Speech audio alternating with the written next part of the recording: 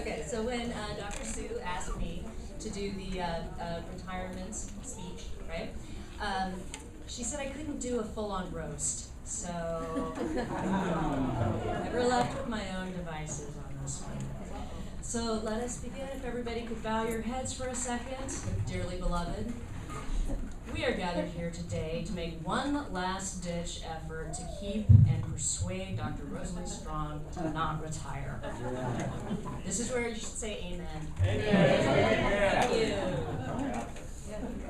All right. For those of you who may not have heard this already, Rosalie has decided to forsake us all and retire from teaching. Why, you ask? Because she wants to play more mahjong.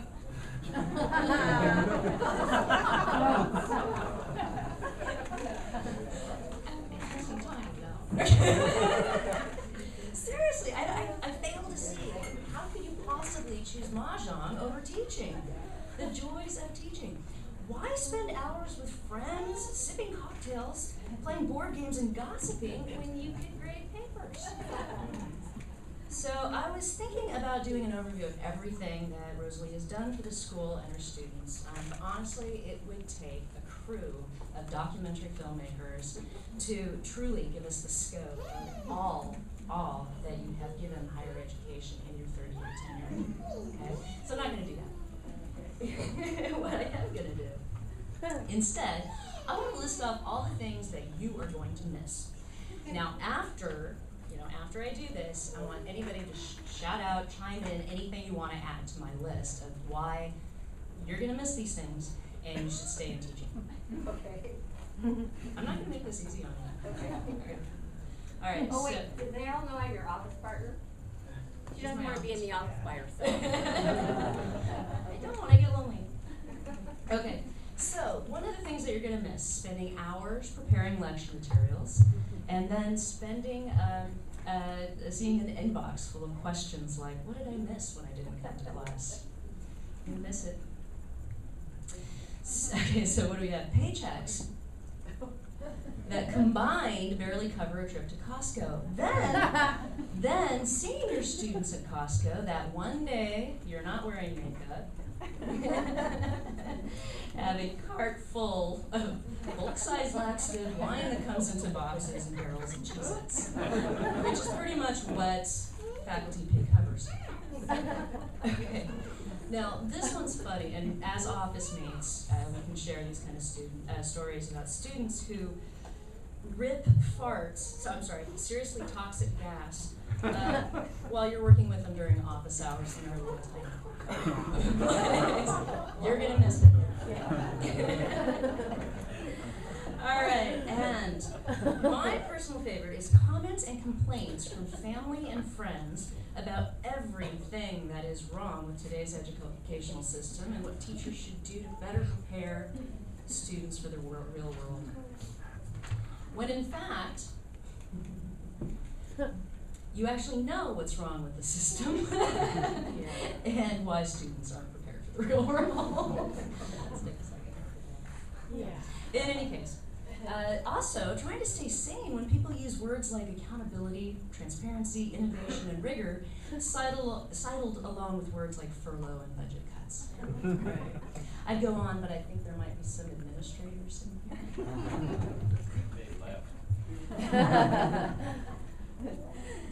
All right, now, there's also my personal, not my other, but I have a lot of personal favorites, I guess, I'm just basing them. But keeping a straight face when you have to subtly correct a student about the correct usage of words. Like the difference between cooperation and population. And defecate and deprecate. It's so fun. She's so good about keeping a straight face. It is amazing. I've seen it. I was in awe.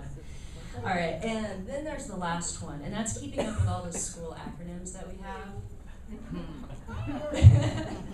This is just the beginning. And it's not even just that. Your own department changes theirs every couple of years. What do we have here? This is what we started with. Oh, yeah. ITCD, MIST, MSMIT, CSIT, C. Now we have a new name. It's the, let's see, it's School of Computing and Design. We haven't picked an acronym yet, but most of us are going for SCUD, but other people say no. And I don't know, well, basically by the time, you're out of here tomorrow, it's like you're gonna have a new name. All right, so now that's what I can think of right now. Does anyone have a couple more that they want to add? What is she gonna miss about teaching here at CSUMB? Your own parking space? What? No, they didn't give you one? Oh, I okay. thought at San Jose State, we actually had a whole floor for faculty. So you'll miss San Jose State. Anything They else? downsized that. What? They downsized that a little bit. Oh, they did. Making CSUMB look really good in the parking situation. Yep.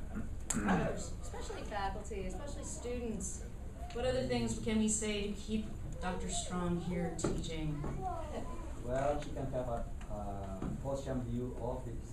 An ocean view. An office. ocean view office. New building. If you park in your car, Park in your car. you have an ocean view office. Oh, we are with our own We are office. going to have in the new building. Yeah, this is true. Oh, There are no other ones? Free Wi-Fi. nice for you. Free Wi-Fi. Late papers. Talking to a Our student. charming students. Yeah. That's true. Come on, guys, keep going. That's probably what I'll miss the most. So, did we change your mind yet? Fine. No, I don't think. So if you really want to forsake us, allow me to share some of the things that, as your office mate, I will truly miss. Okay? Max snobbery.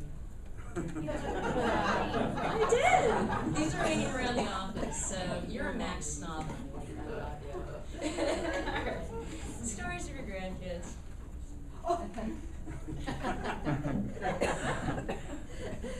Little reminder signs she has around the office.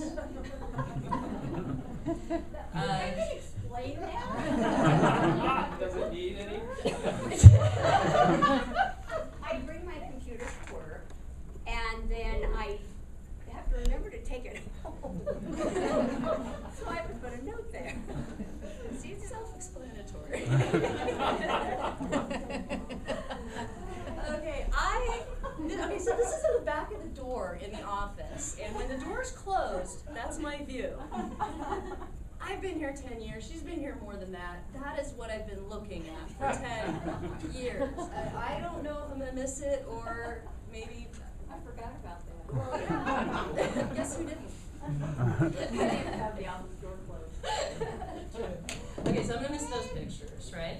I'm also gonna miss all the emoticons that you put in every single email that you send to me. So gonna miss that, because you're the only person that does that, and I love it. It usually has like a little beer cup going like this. Or the little wiggly eyes, that kind of thing.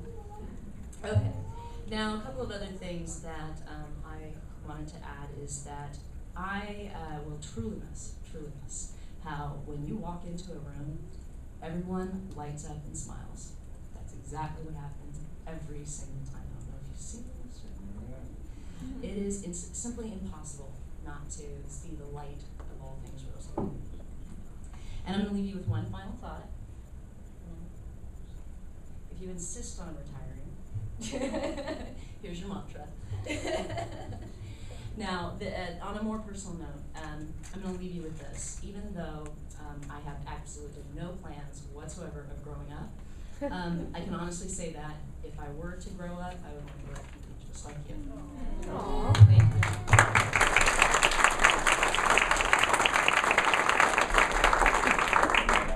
Do I get to talk? Aw. That's staying up. Is this on? Oh, yeah. This is one of the things I loved about teaching here at this campus. I used to teach in this room, and I loved being in front of the microphone. But I have to say that I don't need it because I have a loud voice. When I first came here, well, actually, my first event here on this campus occurred when President Clinton came to welcome this campus. We had artificial grass, and we had chairs and things like that all over the place, and I had invited my sister and her husband up from Bakersfield. thought this would be so thrilling. And about a fourth of the way into the program, a small private plane flew overhead.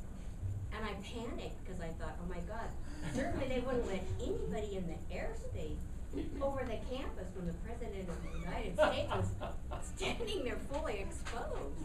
But nothing ever happened. We weren't bombed. It was pretty scary. The other thing is my entire first year here, my office was my car. We didn't have offices. We didn't have office space. One of the meeting rooms we would get together in with the original TMAC crew that taught tech tools was a vault. I don't know what the vault was for. I don't think it was money, not on a military campus. Bazookas. I don't know, but we used to meet, in a vault. And you couldn't get cell service in here at all because the buildings are so thick and whatever it is that they are. And I remember in that same building, which was down below, and I don't know what it's called now, but it was the 80-somethings. They have names for the buildings now. And it was my first day of teaching a tech tools class. Now that was a class in which I had students coming in and they were going to learn all the different computer software programs and how to work a computer, etc. And we had to share space in this big building. So we had just those little semi-privacy walls you see in offices and things where you can look over the top. So with my voice and my flair for being dramatic, I met with my class. We had these tables. They were in a U shape. We had chairs, tables, outlets, and no computers. We finally got computers, and then we had one printer, and it was hooked up to a extension cord, and that would be coiled right by where I stood. And I had to be careful because that thing got so hot. Anytime anybody wanted to print or were using the computers, I don't remember what was the cause, but I just remember that coiled cable got terribly hot. But one particular day I was really on a roll in that class, and next thing I know, because there was a class going on across the room, behind just those little privacy walls, and this gentleman comes and he sticks his head up over the thing and he says, "Can you keep your voice down? I'm trying to teach a class here." And I said back to him, I said, "Well, so am I." So anyway, but finally we got offices and spaces, and so I've seen a lot of changes here, and everyone keeps asking me how it feels, and I have to say that since I semi-retired 10 years ago, I would just teach in the fall and then have the spring free. So right now it doesn't feel like I'm retired at all. And in fact, I'll be in class tomorrow morning for the cohort. But I don't feel anything yet. So I don't know. This is scary, yeah.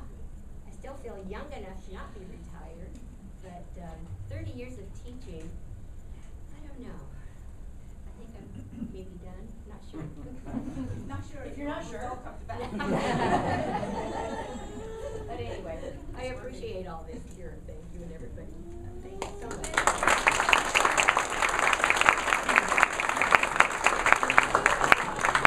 Signed by faculty and staff, and another card signed by all the students who. Oh, thank you. And a little order.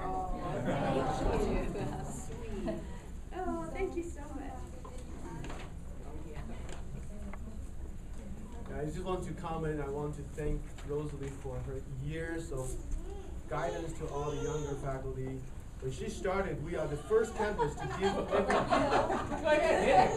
give every student an email address. That's how early we are. I remember the first time we introduced the program, we brainstormed to come up with a name, MIST.